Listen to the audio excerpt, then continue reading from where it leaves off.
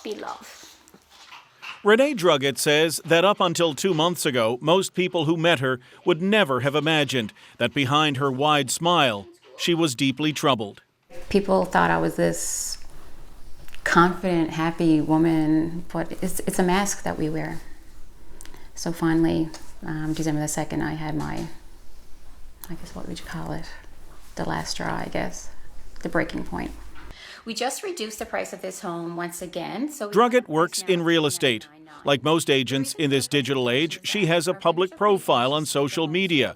But it was a personal Facebook post from just a few weeks ago that revealed a side of her most had never seen. Saturday, December the 2nd, 2017, 7 weeks ago, I had everything in place and planned to end my life. Facing financial difficulties and dealing with a failed relationship, she just couldn't see things getting any better. So she wrote notes to her daughter and friends to say goodbye, but for some reason thought she needed to pay a final visit to her closest friend. It escalated for me, and I just thought it was my time to go. And I've always said for quite some time that I'm okay with dying, like it's okay, like my time is up. So I felt then that my time definitely was up at that point. I had everything planned. I went to work that day. I got up actually that morning and I worked part-time at the gym, and I was so at peace with myself and so at ease with myself. And I can't say I was excited about it, but I was so content knowing that the pain was finally going to be over. And I messaged my girlfriend Kelly, and I went over to her place. She's the one friend who loves me for me, like the good, the bad, the ugly. She knows everything about me. And I needed to tell her because I wanted her to make sure that Kaylee was going to be fine. And I know she would have looked out for Kaylee. Carew knew her friend was serious, so she kept her there for about 4 hours, and with the help of another friend, notified the mobile crisis unit. As soon as I walked up over the stairs and I brought the police, officers up, and she looked at me and she was like, I can't believe you did that. And I'm like, I'm sorry, but, Druggett was taken to the Waterford Hospital, where she would spend the next 7 weeks. She openly admits that, like most people who end up there, at first, she didn't want anyone to know. But I was afraid people would see me as, because they know me through real estate or they know me through bodybuilding, and I just, they thought that I was this other person, and I was afraid that they'd recognize me and see this.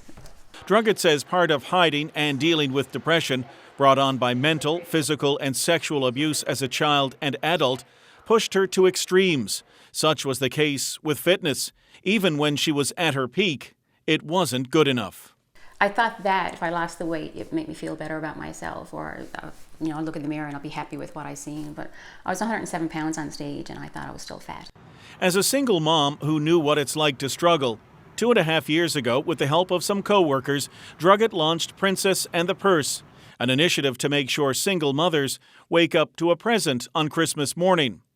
In a strange twist, that selfless act would end up helping her. Christmas Eve evening, I was there by myself, and it just confirmed and validated to me that I really am alone. Like I'm not a priority to anyone in my life, and it just put me in a really dark place, and I went in a really bad headspace. So I had fully planned on trying to get out the next day and just ending it.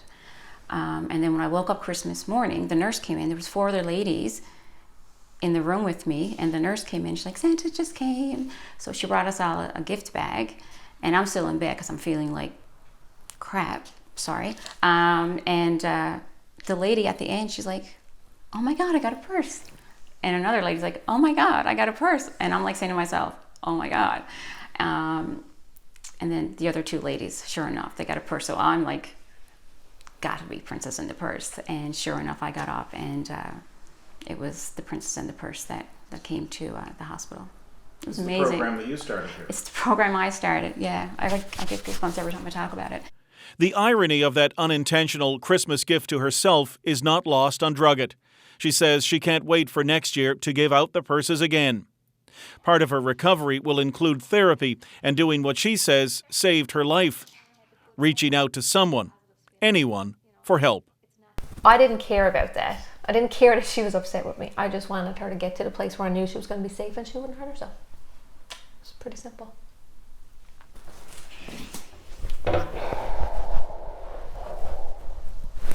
Fred Hutton, CBC News, St. John's.